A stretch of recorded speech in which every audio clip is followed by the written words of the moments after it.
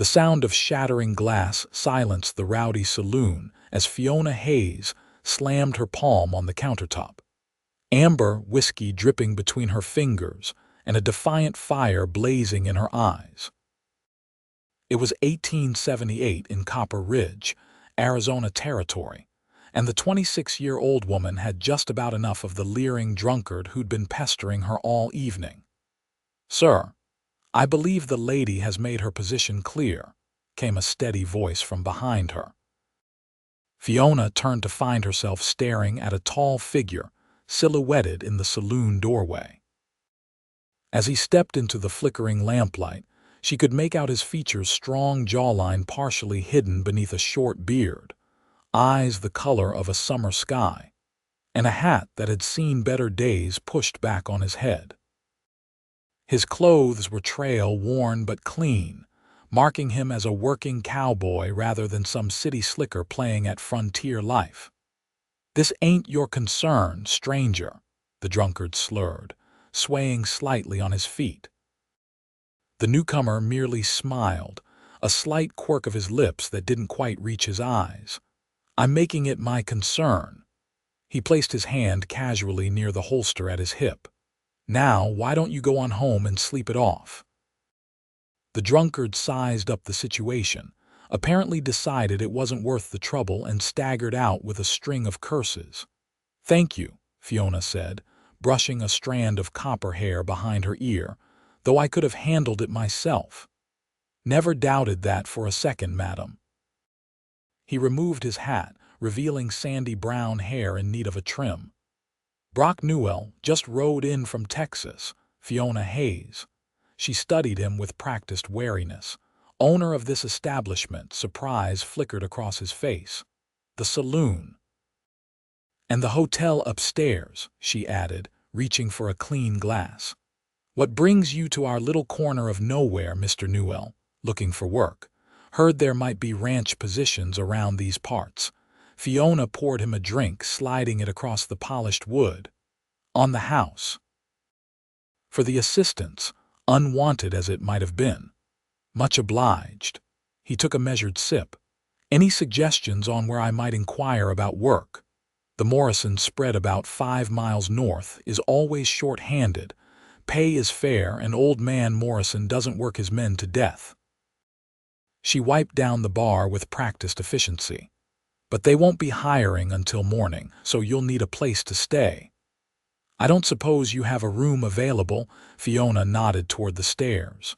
$2 a night, clean sheets and hot water for washing included." Brock reached into his pocket and placed $3 silver on the counter. "For the room and to cover whatever that fella broke." She swept the coins into her palm. "Room 3, top of the stairs, first door on your right. I'll bring up some fresh water shortly." As she turned to help another customer, she felt his eyes lingering on her, thoughtful and curious. It was a gaze she'd learned to recognize over the years he was trying to figure out her story, like most did when they discovered a woman alone running a business in these parts.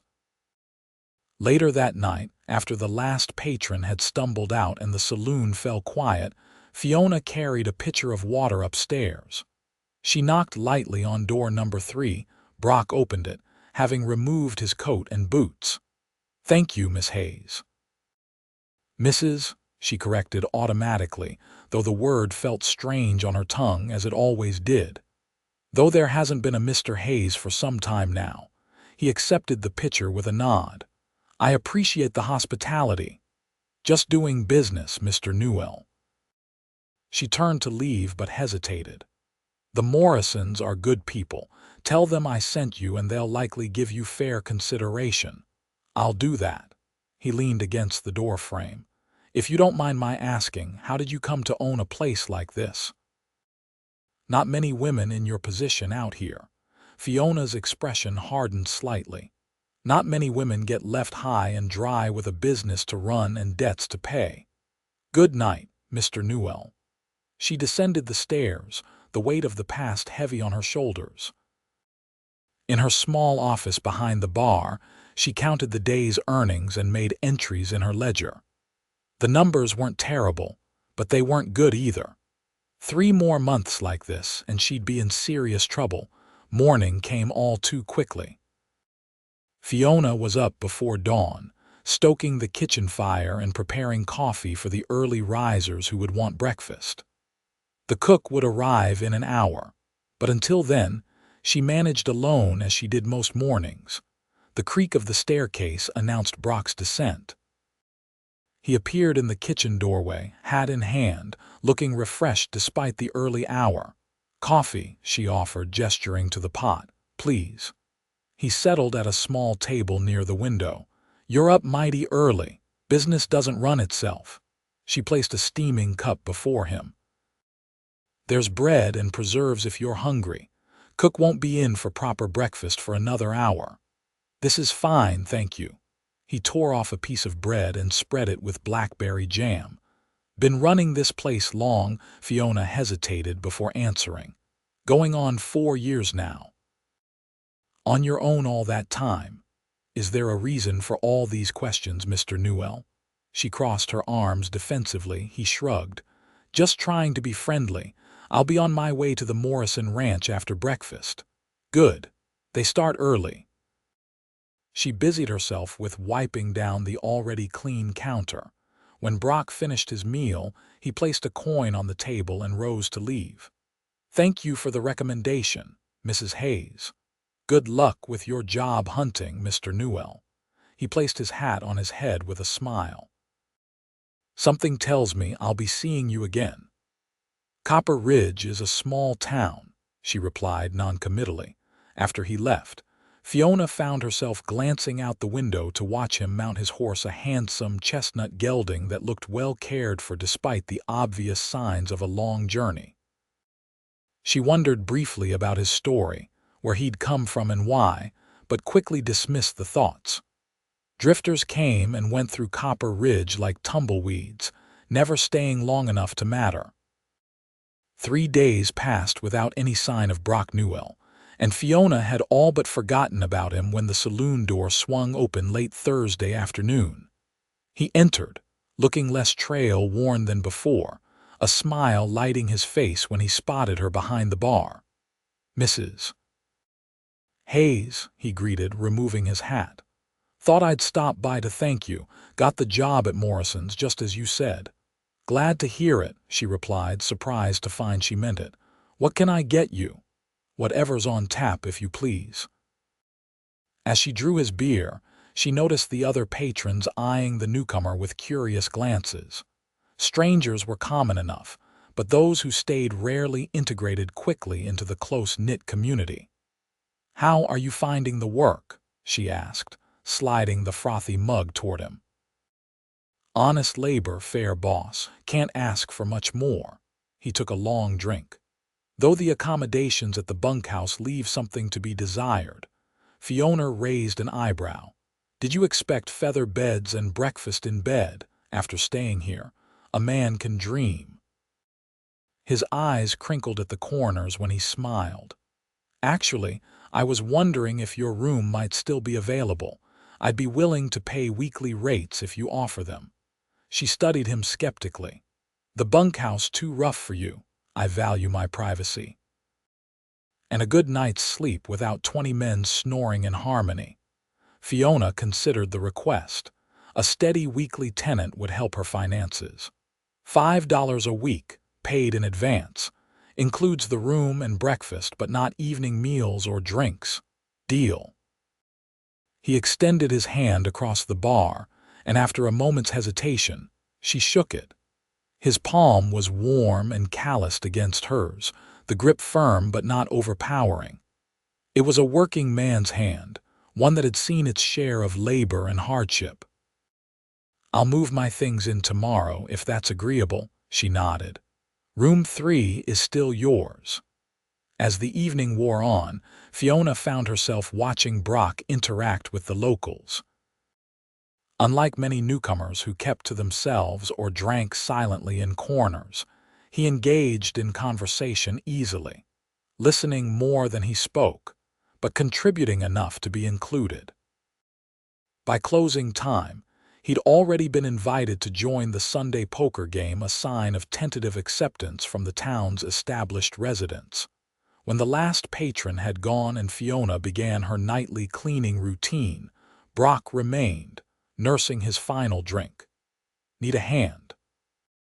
he offered, gesturing to the tables that needed clearing. "Not necessary," she replied automatically. He stood anyway, gathering empty glasses onto a tray. "My mama raised me to help when I see work that needs doing." Too tired to argue, Fiona allowed him to assist, directing him on where to place dirty dishes and how to stack the chairs. They worked in surprisingly comfortable silence until the job was done. "Thank you," she said finally, untying her apron. "You didn't have to do that. Wanted to." He leaned against the bar.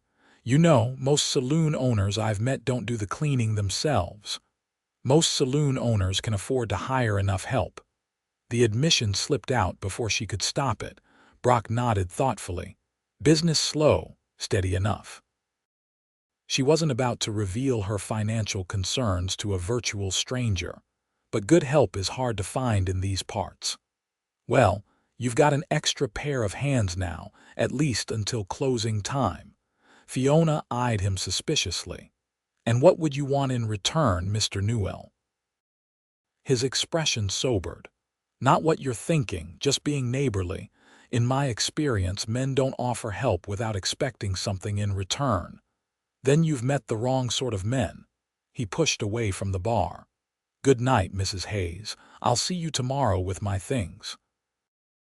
As promised, Brock arrived the next evening with his modest belongings: a weathered saddle bag, bedroll, and a small wooden box that he handled with particular care.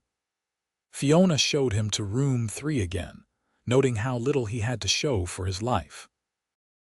"Ranch work keeps you busy," he explained when she commented on his few possessions. "Never saw much point in collecting things I just have to haul around." "Where were you before Texas?" she asked, curiosity getting the better of her. "All over. Started in Pennsylvania, worked my way west over the years. Missouri, Kansas, Texas." He set the wooden box on the bedside table. "Never stayed in one place too long." "Why Copper Ridge then?" Brock shrugged. "Heard there was work. Sky's big here. People mind their own business." "Most do," she agreed, moving toward the door. "Breakfast starts at 5:30. Cook leaves at 8, so don't sleep in if you're hungry." "Yes, madam," he smiled at her formality. "And Mrs. Hayes, thank you again." Over the next 2 weeks, a routine developed.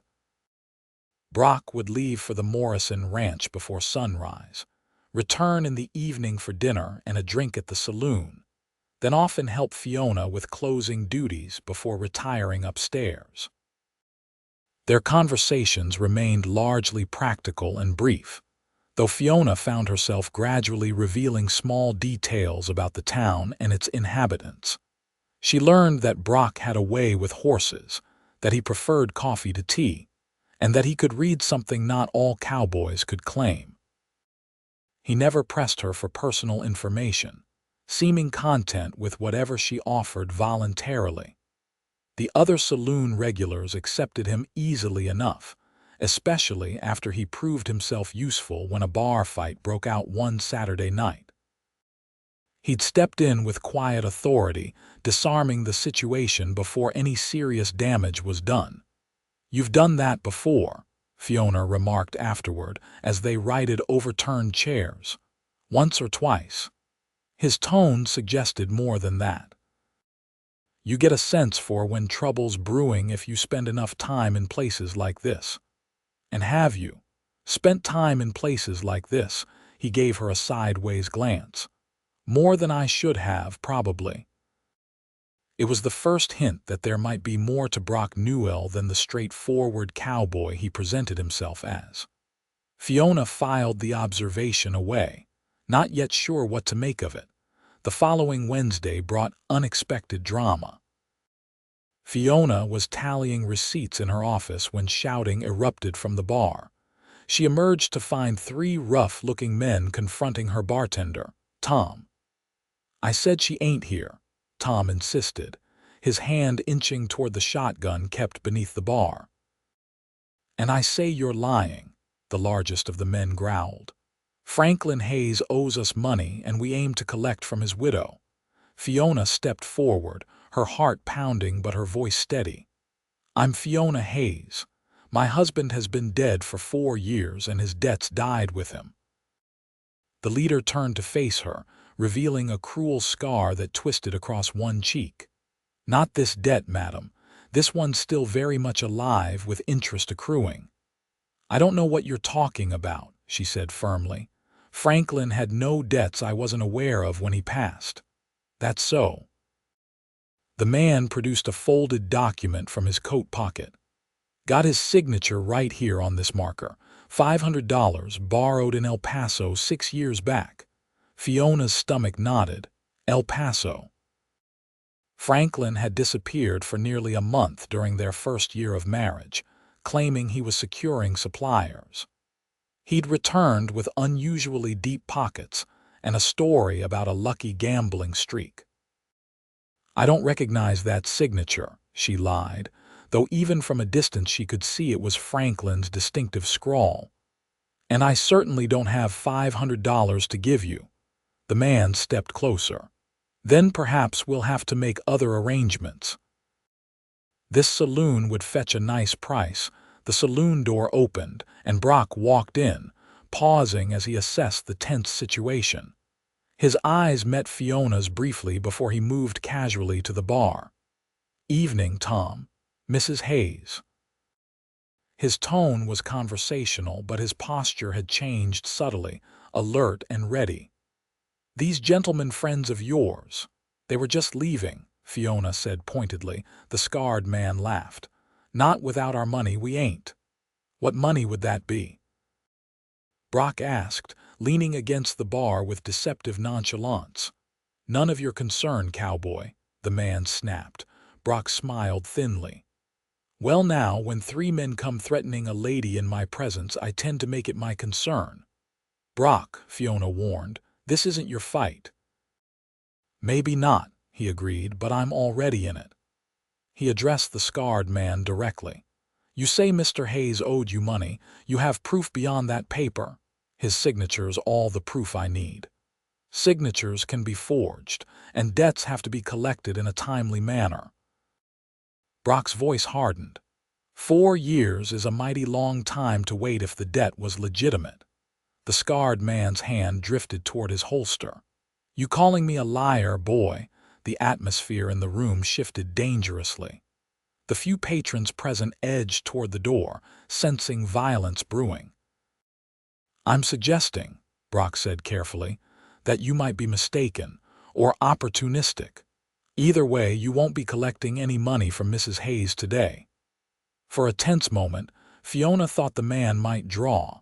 Instead, he spat on the floor and folded the paper back into his pocket. This ain't over, he growled. We'll be back when there's less company.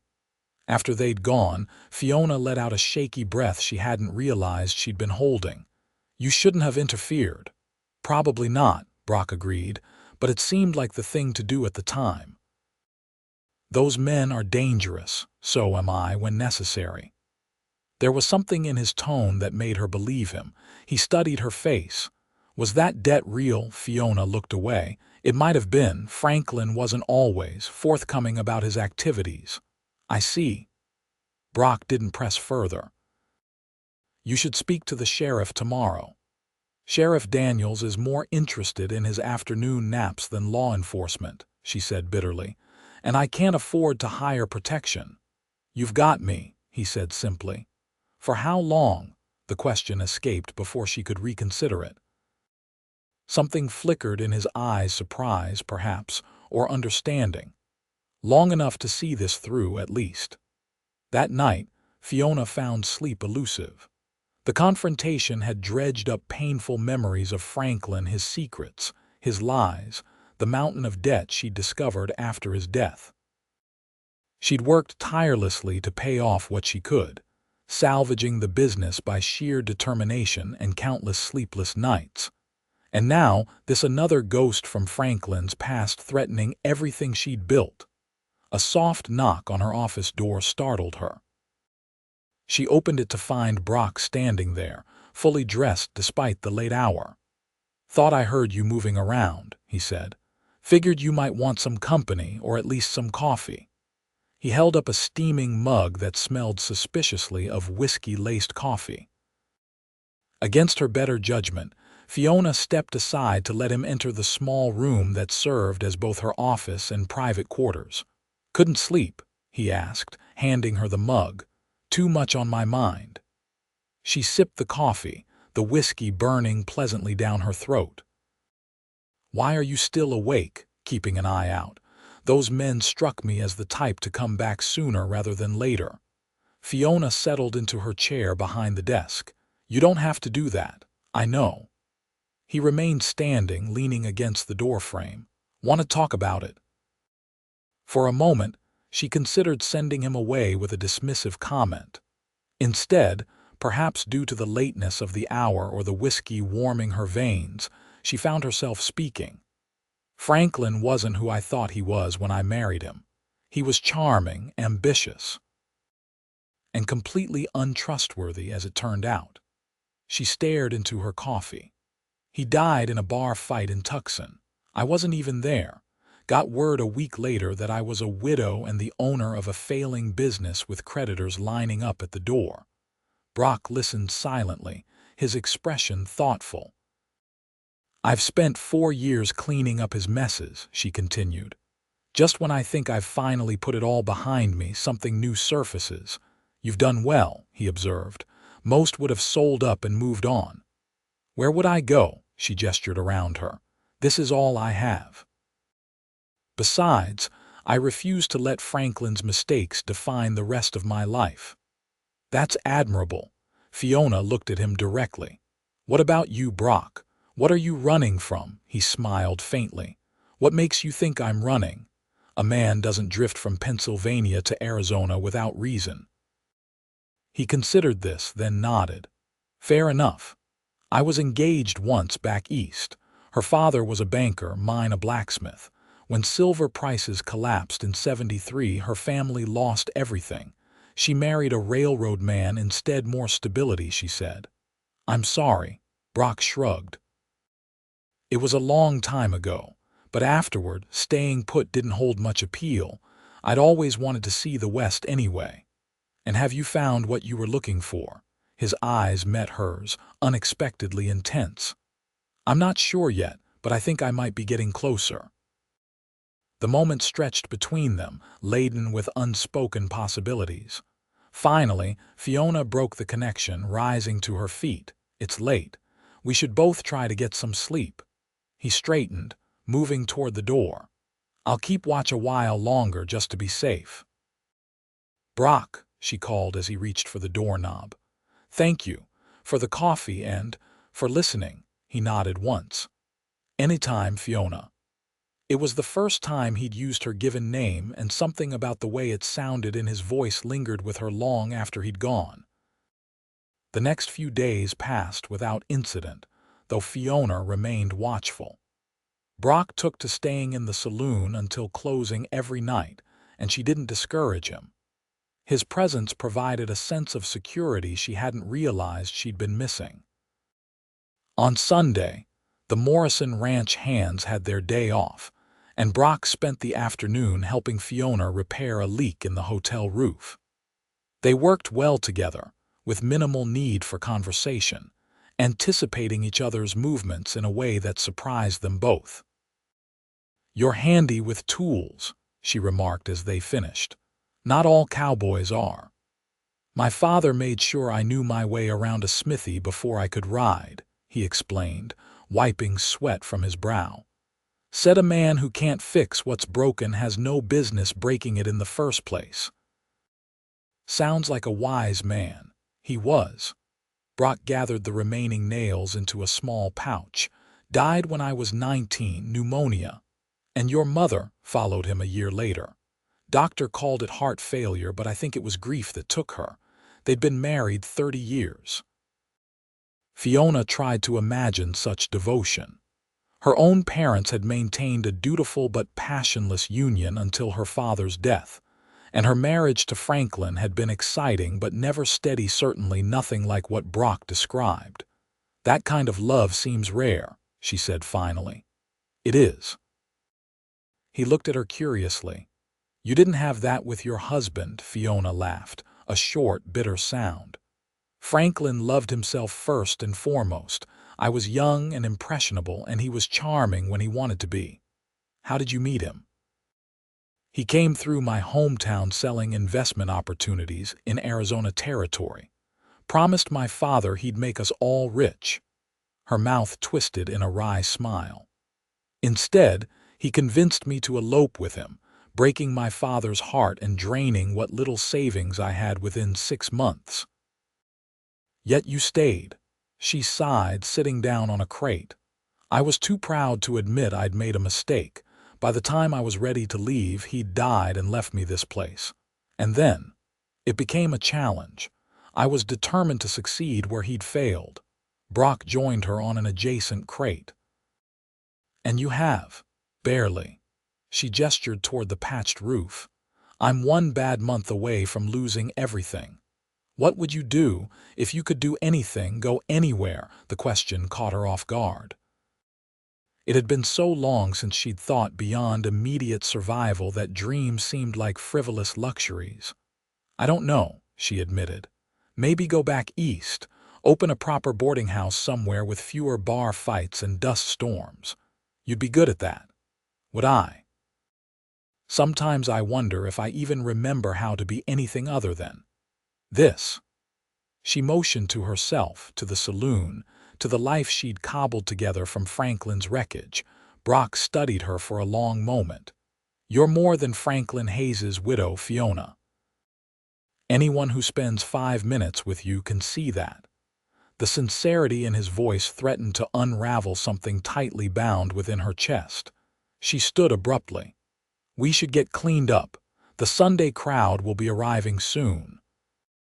But that night, as she watched Brock laugh with the locals during the weekly poker game, she found herself wondering what he saw when he looked at her, and why it mattered so much what this drifter thought at all.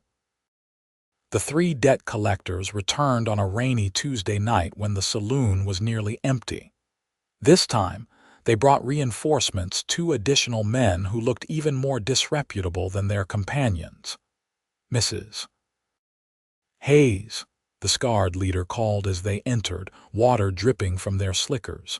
"We've come to continue our discussion." Fiona straightened behind the bar, her hand moving instinctively toward the shotgun. "There's nothing to discuss.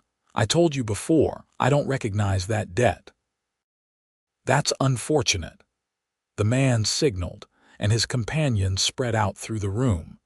"Because we've come a long way to collect, and we don't intend to leave empty-handed." Tom had gone to the storeroom for supplies, leaving Fiona alone with 3 elderly patrons who looked terrified. Brock was still at the ranch, delayed by the storm. "I can give you $20, she offered, hoping to defuse the situation. "That's all I can spare right now."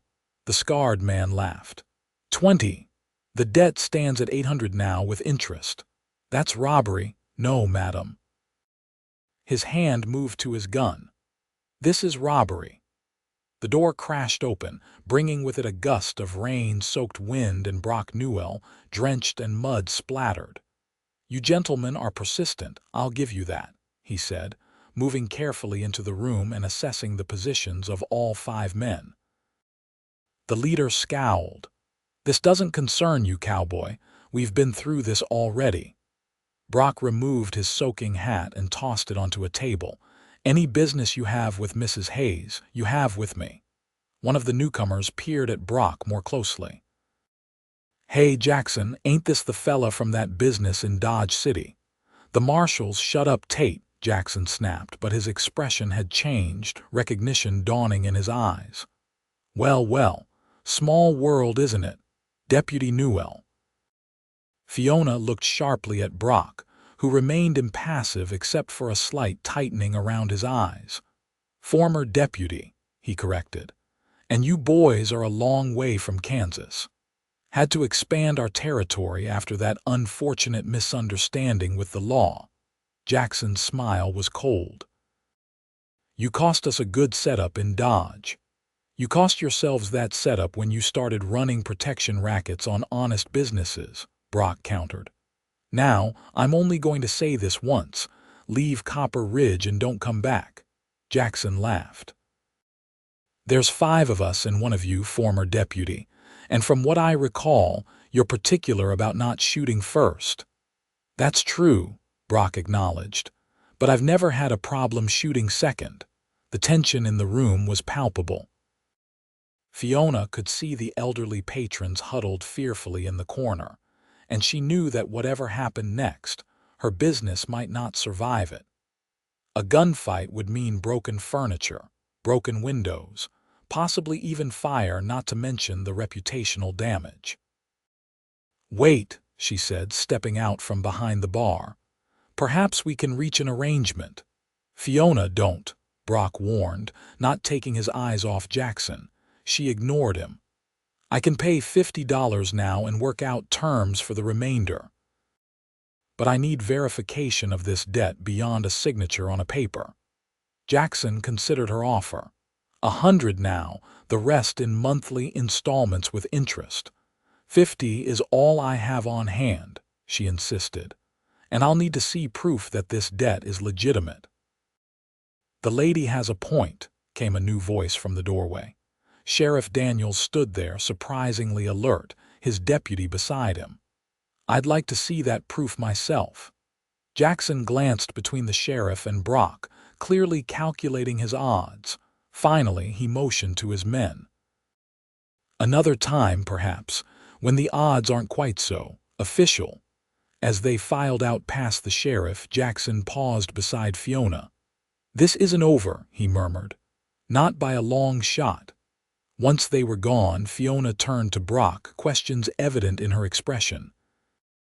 He avoided her gaze, thanking the sheriff instead. Glad you got my message, he said. Wasn't sure you'd come out in this weather. Sheriff Daniels nodded. When a man rides through a downpour to tell me trouble's brewing, I tend to listen. Especially when that man shows me a federal marshal's badge. Fiona stared at Brock in disbelief. A marshal's badge, former marshal, he corrected again, finally meeting her eyes. I was going to tell you. When? She demanded. After how many weeks of letting me think you were just a cowboy? The sheriff looked between them uncomfortably. I'll, keep an eye out for those fellas in case they don't take the hint. You two might want to continue this discussion in private. After he left, Fiona crossed her arms, waiting for an explanation. Brock sighed, running a hand through his wet hair. I was a deputy marshal out of Dodge City for 3 years, he began. Left the service 8 months ago after a disagreement with my superior about how certain situations should be handled. So you've been lying to me all this time. Not lying, he corrected, just not volunteering information. Which is the same thing when it comes to something this significant. Fiona paced behind the bar. Do you even work for the Morrisons? Yes, everything I told you about that is true, but you're not really a cowboy. I was before I became a lawman, and I am again now. He approached the bar cautiously. Fiona, I didn't tell you because I'm trying to leave that life behind. When people know you wore a badge, they look at you differently, expect things from you, like protection from debt collectors. She said pointedly. He had the grace to look chagrined. I would have stepped in regardless. That's just who I am, badge or no badge. Tom returned from the storeroom, looking confused at the tension he'd walked into. Fiona instructed him to close early, then gestured for Brock to follow her to her office. Once the door closed behind them, she rounded on him. Were you ever going to tell me? Yes, he said without hesitation, when the time was right. And when would that have been? Brock looked at her intently. When I was sure you'd see me, not my former occupation. The answer deflated some of her anger. Those men knew you. Jackson and his crew ran confidence schemes and protection rackets throughout western Kansas. I helped break up their operation about a year ago. He leaned against her desk. Their being here is a coincidence, though not a happy one. You think they'll come back, eventually. Men like that hold grudges, and now they have 2 reasons to come after you: the alleged debt and revenge against me. Fiona sank into her chair, suddenly exhausted. Why is it that every man who comes into my life ends up complicating it beyond measure? For what it's worth, I'm sorry. His voice was gentle. I didn't intend to bring my past troubles to your doorstep. It's not just that. She looked up at him, frustration evident in her eyes. I was starting to trust you, Brock. Really trust you. Do you have any idea how rare that is for me? The admission hung between them, more revealing than she'd intended. Brock moved closer, crouching beside her chair so they were at eye level. I know. He reached for her hand, and to her surprise, she let him take it. And I'm still the same man you've come to know these past weeks. Former marshal, current cowboy, occasional bar bouncer. His mouth quirked in a half-smile. Still someone you can trust. Fiona wanted to believe him. The warmth of his hand around hers felt right in a way she couldn't articulate, even as her mind cautioned her against trusting too easily, too quickly. I need time, she said finally, to process all this. Brock nodded, releasing her hand. Take all the time you need, I'm not going anywhere. She arched an eyebrow. Not even when the Morrison's seasonal work ends in a few weeks. I'll find other work nearby, he said with a shrug. Copper Ridge is growing on me. The casual certainty in his voice stirred something in Fiona that she'd thought long buried: hope, perhaps, or the dangerous beginnings of attachment. You shouldn't make promises you can't keep, Marshal Newell. It's just Brock now. He stood, moving toward the door. And I never make promises I don't intend to keep. In the days that followed, Fiona maintained a polite distance from Brock, though she didn't ask him to leave the hotel. His revelation had shaken her more than she cared to admit, not just because he'd withheld information, but because of how much it mattered to her. For his part, Brock seemed content to give her space while remaining vigilant for any sign of Jackson and his men. He continued his work at the Morrison Ranch, but always returned to the hotel by evening, often positioning himself at a corner table where he could watch both the saloon entrance and Fiona behind the bar. A week after the confrontation, Sheriff Daniels stopped by with news. Those men who were causing trouble, they left town yesterday, headed east according to the station master. He accepted the coffee Fiona offered. Doesn't mean they won't be back, of course, but it's something. Thank you for letting us know, Fiona said, relief evident in her voice.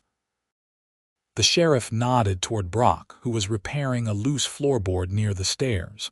Your friend there, he was quite respected in law enforcement circles. Shame about what happened in Dodge. Fiona's curiosity got the better of her. What did happen? The sheriff lowered his voice. Story goes that his superior ordered him to bring in a suspect, dead or alive, emphasizing the dead part. Newell refused, said the man deserved a fair trial. Brought him in alive despite orders, and the man eventually proved innocent of the worst charges against him. Marshal Service didn't take kindly to that kind of insubordination, even if it was the right thing to do. Fiona glanced at Brock, seeing him in a new light.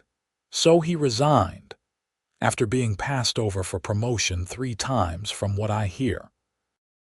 Man of principle, but those don't always fare well in official capacities.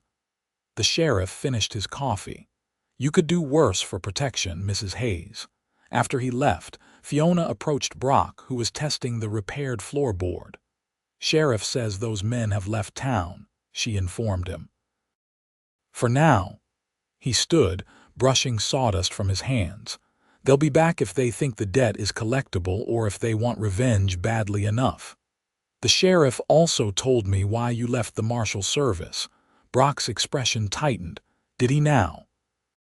He said you refused to kill a man who later proved relatively innocent. There's more to it than that. He collected his tools, avoiding her gaze. Then tell me, she pressed. I want to understand. Brock sighed, setting down the toolbox. The man they wanted me to bring in was accused of robbing a bank and killing a teller. Evidence was circumstantial at best, but my superior had a personal vendetta against him from years back. Wanted him dead before he could stand trial and possibly be acquitted. So you defied orders. I did my job as I believed it should be done, he corrected. Brought him in alive, testified to the flaws in the evidence against him. He got 5 years for a lesser charge, not hanging for murder. And your career suffered for it. Brock's mouth twisted in a humorless smile. That's putting it mildly. Was told I'd never advance, would be assigned the worst duties until I quit, so I did. You could have compromised, Fiona pointed out. Done what was expected, kept your position. At the cost of a man's life and my own conscience, he shook his head. Some prices are too high, even for security. The conviction in his voice reminded Fiona of her own stubborn refusal to give up the saloon despite the hardships. Perhaps they were more alike than she'd realized. I'm sorry I reacted so strongly about you not telling me, she said finally. I understand why you might want to leave that part of your life behind. And I'm sorry I wasn't more forthcoming, he replied. Trust goes both ways, and I didn't give you the chance to decide for yourself what to make of my past. A comfortable silence fell between them, the first since his revelation.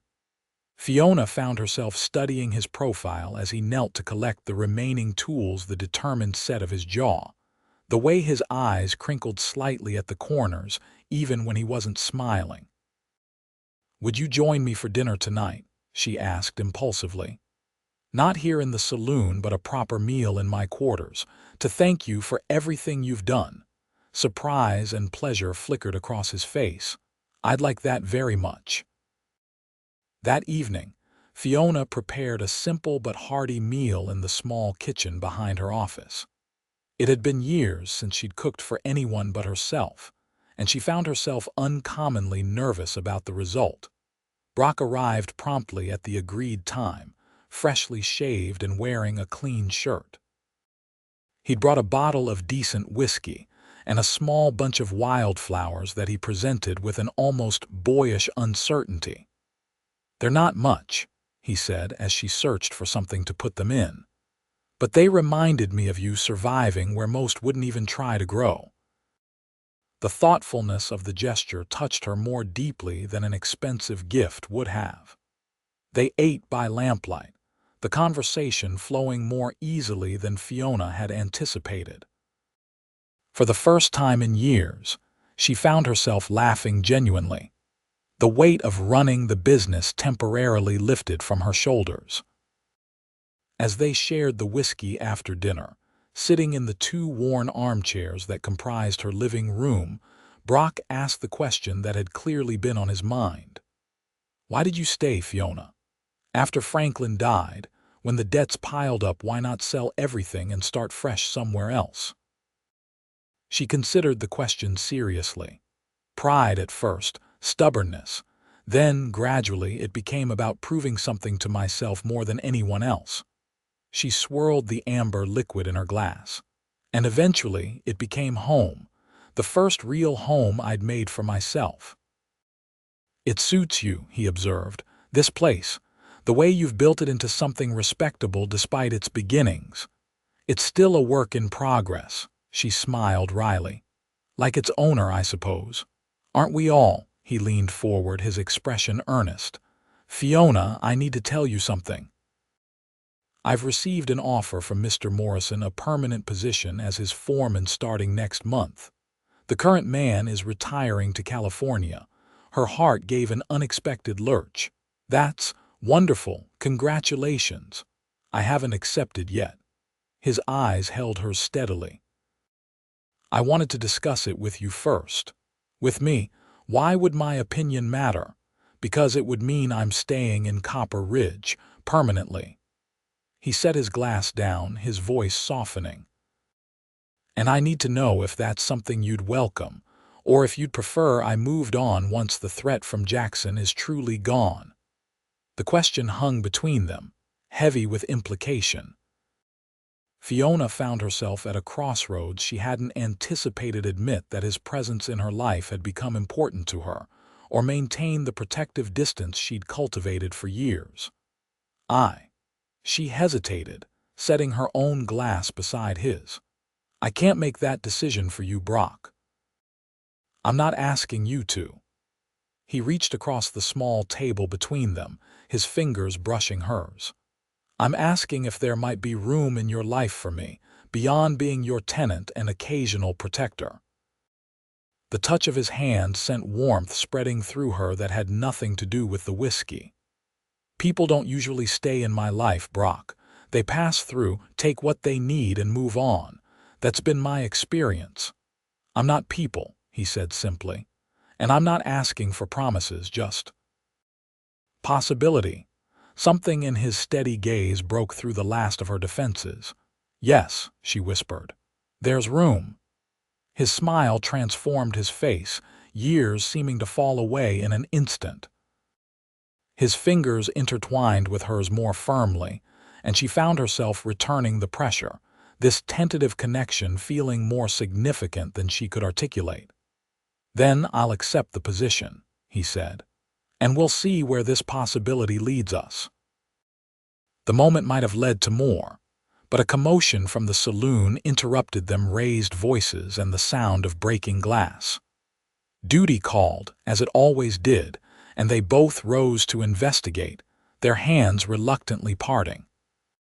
The disruption turned out to be nothing more serious than a drunken miner who'd had too much after a good day at his claim. But by the time order was restored, the intimate atmosphere of their dinner had dissipated. Still, something fundamental had shifted between them. A door opened that neither seemed inclined to close again. As October turned to November, Brock settled into his new role as the Morrison Ranch foreman. The position came with a small cabin on the property, but he maintained his room at Fiona's hotel, returning there most evenings when his duties allowed. Their relationship evolved gradually, built on shared meals, quiet conversations, and an increasing comfort in each other's company. The first snow of the season arrived early, blanketing Copper Ridge in white and keeping most of the town's residents close to home. The saloon was unusually quiet, giving Fiona and Brock rare, uninterrupted time together. They sat before the fireplace in her quarters, a chessboard between them. Brock had been teaching her the game over several evenings, and she'd proven a quick study, already giving him genuine competition. Check, she said with satisfaction, moving her knight into position. Brock studied the board, impressed. You're a natural strategist. I shouldn't be surprised, given how you've managed this place. Running a business is just another kind of chess game, she agreed, watching as he considered his move. Anticipating problems, planning several steps ahead.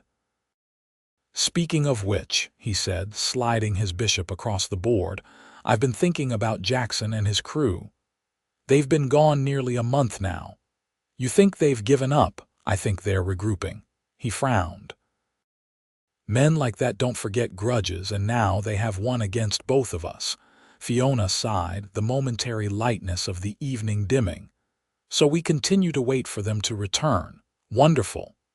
Actually, I've been considering a more proactive approach. Brock leaned back in his chair.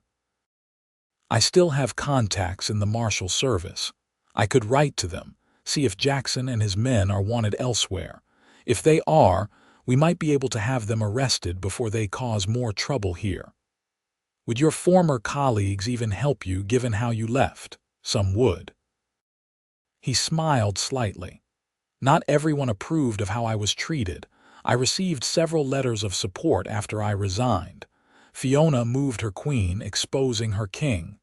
"Checkmate," Brock said gently, toppling her king with his rook. "You were distracted." "I'm tired of living under this cloud," she admitted. "Write to your contacts. Let's see if we can resolve this once and for all." Brock studied her face in the firelight, the determination in her expression stirring something protective within him. "Consider it done." The letters were sent the following day, and life continued its winter rhythm as they waited for responses. Christmas approached, bringing with it preparations throughout Copper Ridge.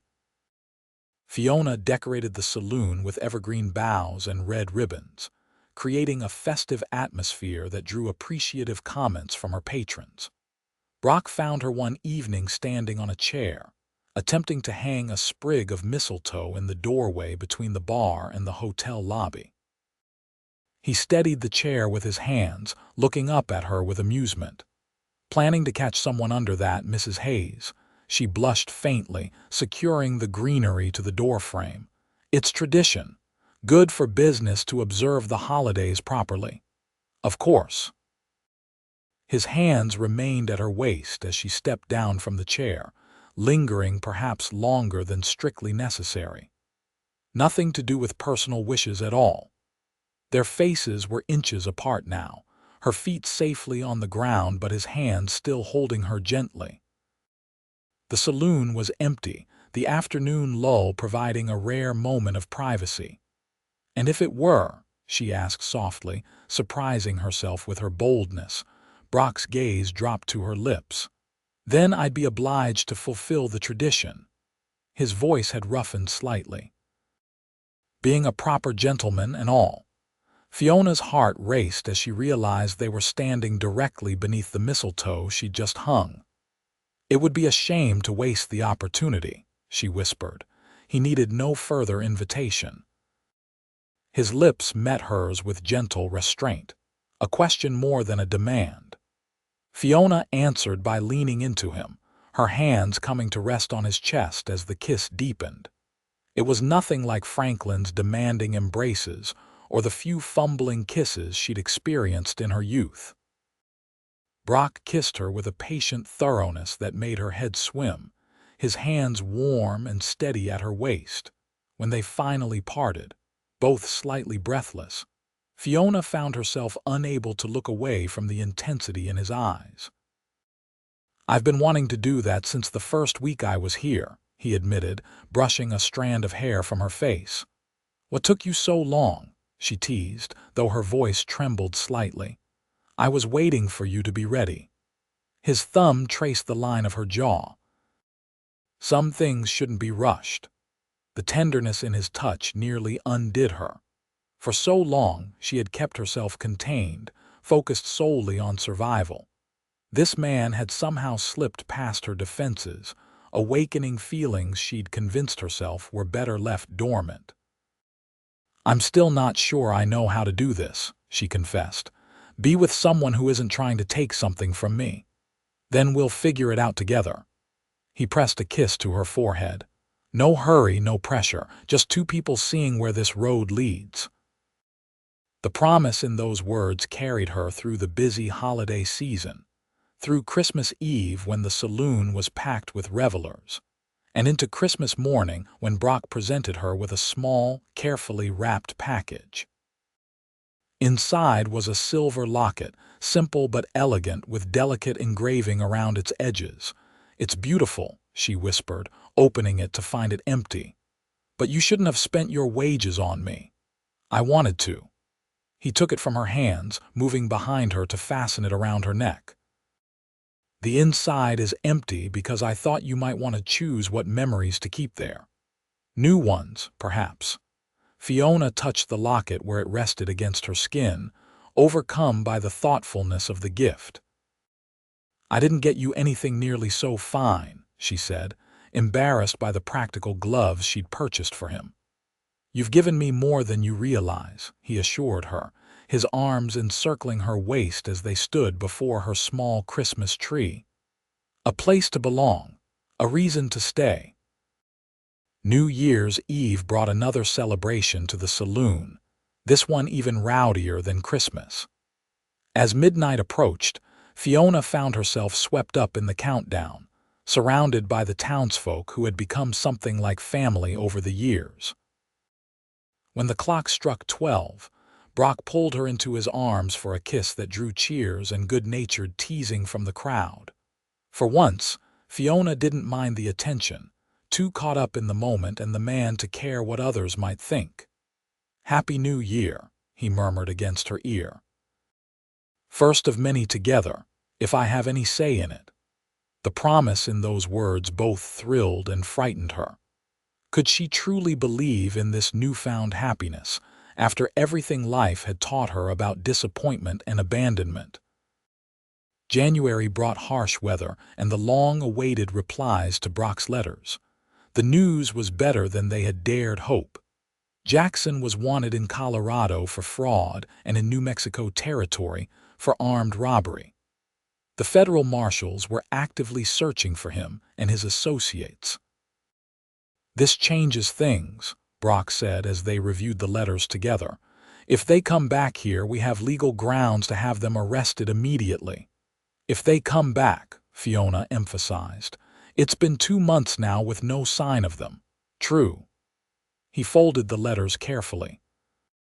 "Perhaps they've found easier targets elsewhere."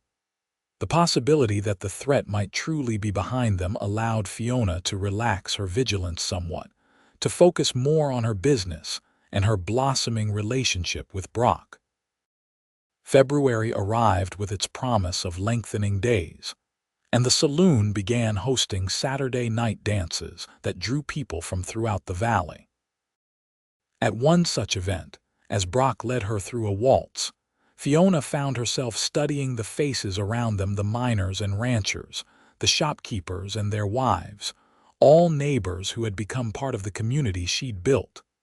"Penny, for your thoughts?" Brock asked, guiding her smoothly around the floor.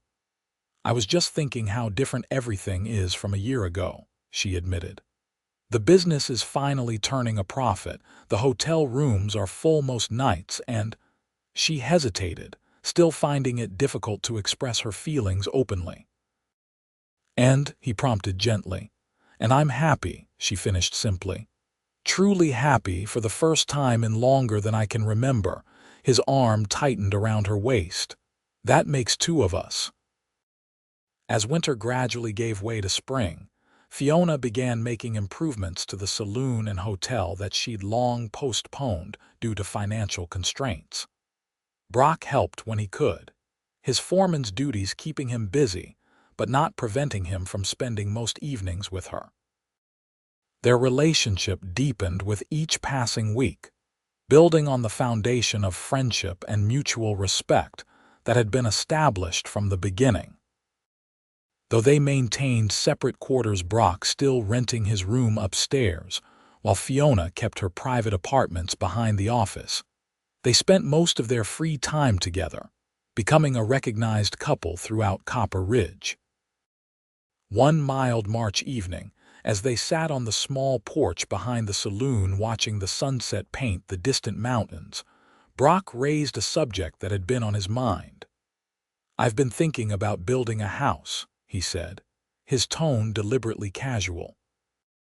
"Nothing fancy, but something more permanent than a rented room or the foreman's cabin." Fiona's heart stuttered in her chest. "Where would you build it?" "Morrison offered me a small parcel at the edge of his property. Good location, not too far from town." He glanced at her, gauging her reaction. "About a 15-minute ride from here. That sounds nice." She kept her voice neutral, unsure what he was really proposing. Brock turned to face her fully. "It would be nicer if it wasn't just for me." "Oh," she tried to calm her suddenly racing pulse. "Fiona." He took her hands in his.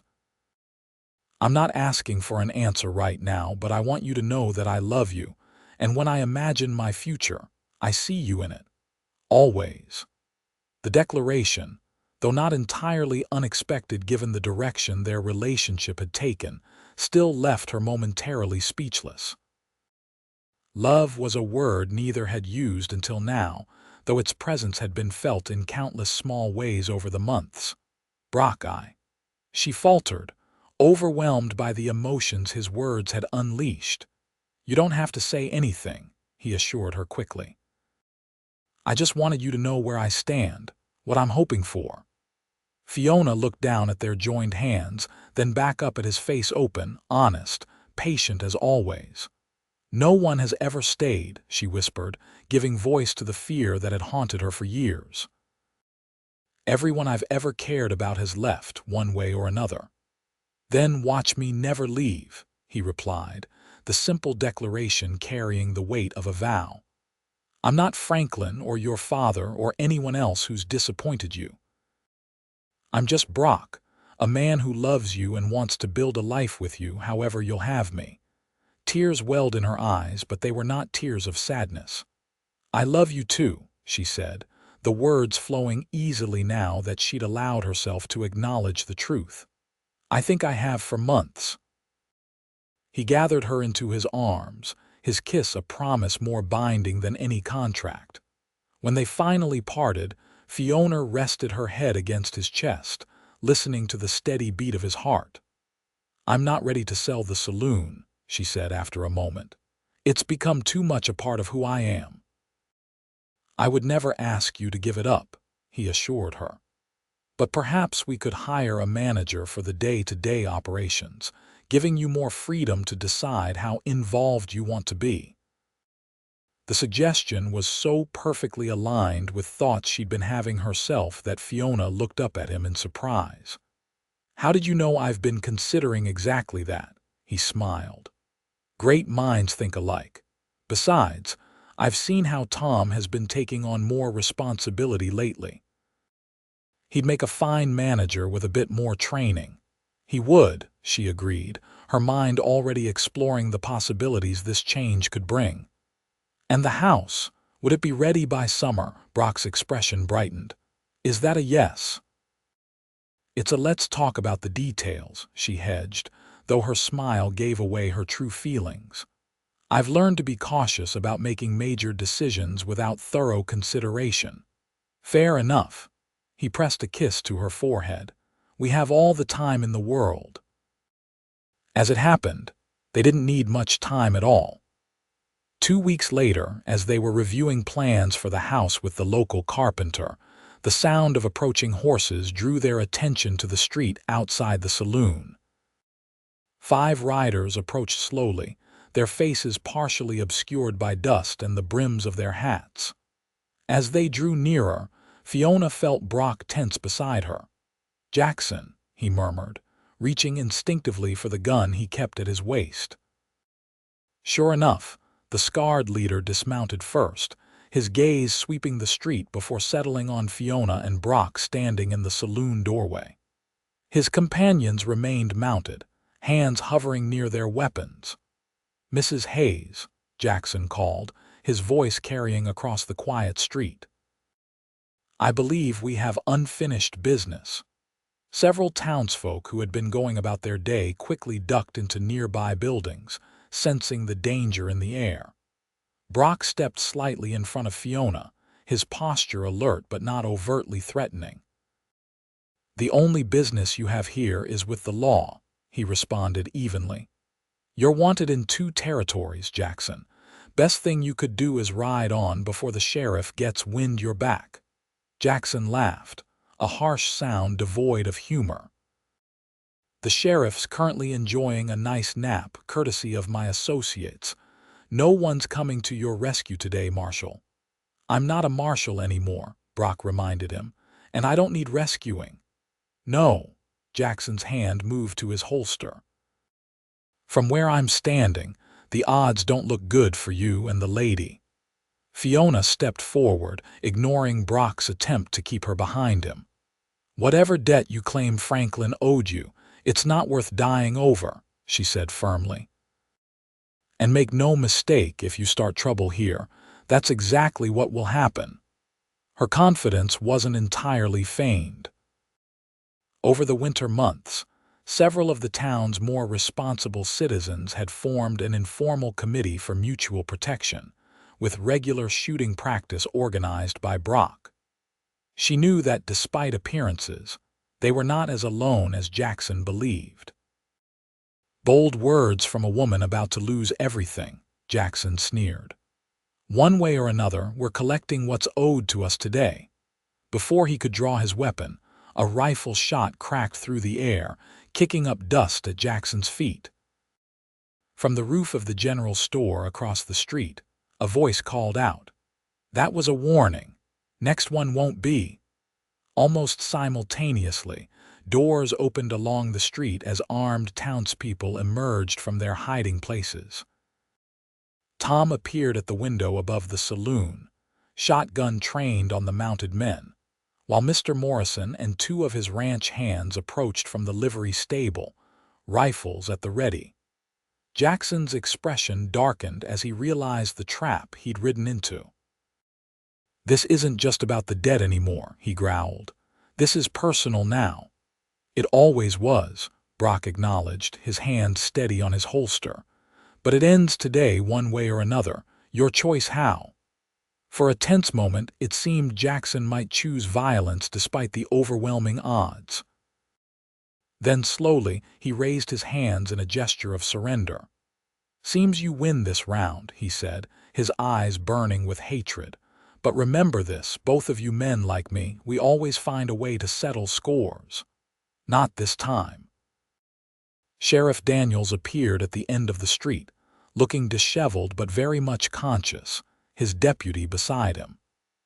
"Jackson Hayes, you and your men are under arrest for outstanding warrants in Colorado and New Mexico territory." The showdown ended not with gunfire but with the click of handcuffs and the bitter curses of men who had finally run out of luck. As the sheriff led the prisoners away, the tension that had gripped the street gradually dissipated, neighbors congratulating each other on their show of unity. Brock turned to Fiona, his expression a mixture of relief and concern. "Are you all right?" She nodded, surprised to find her hands steady and her mind clear. "Better than all right, actually. It feels like a chapter closing. The final ghost of Franklin Hayes, laid to rest at last," he agreed, drawing her into an embrace that the watching townspeople pretended not to notice. That evening, after the excitement had died down and the saloon had returned to its normal operation, Fiona found Brock on the back porch again, staring up at the stars. "I've been thinking," she said, settling beside him on the bench. "A dangerous pastime," he teased, putting his arm around her shoulders. "About the house," she continued, leaning into his warmth. "I think we should make it bigger than originally planned." He looked at her curiously. "Oh, how much bigger? Big enough for a family," she said softly. "Eventually." The implication wasn't lost on him. His arm tightened around her, and when he spoke, his voice was husky with emotion. "Fiona Hayes, was that a roundabout way of saying yes to a question I haven't formally asked yet?" She turned in his embrace, meeting his gaze directly. "I think it was my way of saying I'm done being afraid of what might go wrong. I want to focus on what could go right with you." Brock cupped her face in his hands with reverent gentleness. "Then let me ask properly. Fiona Hayes, will you marry me? Will you build that house, that family, that future with me?" "Yes," she whispered, the single word carrying the weight of all her hopes and newfound trust. "Yes to all of it." Their wedding took place in early June beneath the cottonwood trees behind what would soon be their completed home. The entire town turned out for the celebration, transforming what might have been a simple ceremony into a community festival that lasted well into the night. As Fiona and Brock shared their first dance as husband and wife, she marveled at the journey that had brought them to this moment, from wary strangers to reluctant allies to partners in every sense of the word. "Happy," Brock murmured against her ear as they swayed to the music. "More than I ever thought possible," she admitted, her arms around his neck. "Though I'm still getting used to the idea that this is real, that it's lasting." He drew back slightly to look into her eyes. "You said once that no one ever stayed, and you promised to prove me wrong. She smiled, remembering the moment months ago when he'd first made that vow. "So far, you're doing an admirable job." "I'm just getting started, Mrs. Newell," he assured her, using her new name with evident pleasure. "We have decades ahead for me to keep proving it day after day." By the time autumn painted the landscape in golds and reds, Fiona and Brock had settled into their new home, and a rhythm of shared life that balanced his responsibilities at the Morrison Ranch with her continued oversight of the saloon and hotel, now capably managed by Tom on a daily basis. The business thrived under this arrangement, actually increasing its profits once Fiona had more time to focus on strategic improvements rather than day-to-day operations. The hotel gained a reputation as the finest accommodation between Tucson and Phoenix, while the saloon remained a community gathering place, now offering regular family dinners on Sundays alongside its traditional offerings. And if the townsfolk noticed that Mrs.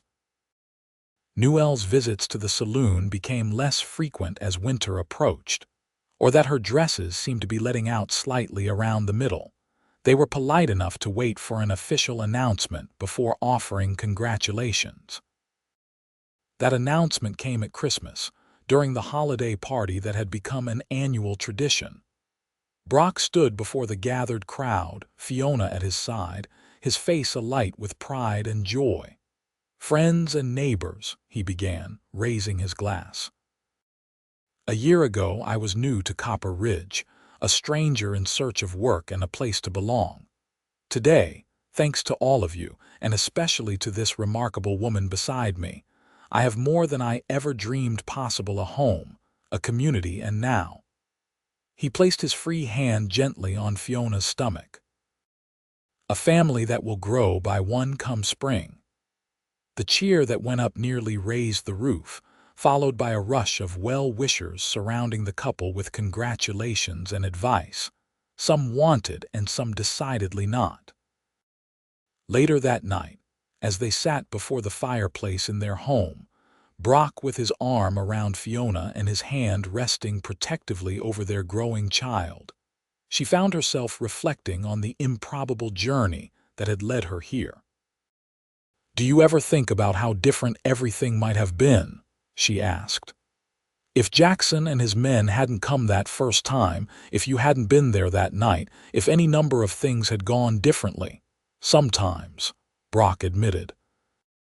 "But then, I remember something my father used to say, that the important roads in life don't always look like much when you first set foot on them. It's only later, looking back, that you see they were leading you home all along." Fiona laid her head against his shoulder, content in a way she had never imagined possible when she was struggling to keep the saloon afloat alone. "You know," she said thoughtfully, "when Franklin died and left me with nothing but debts and a failing business, I thought it was the worst thing that could happen to me. Now I realize it might have been the best in its own way. Without that, I might never have become strong enough to build something of my own, to be ready for you when you walked through that door." Brock pressed a kiss to her temple. "And I might have kept drifting, never finding a reason to put down roots."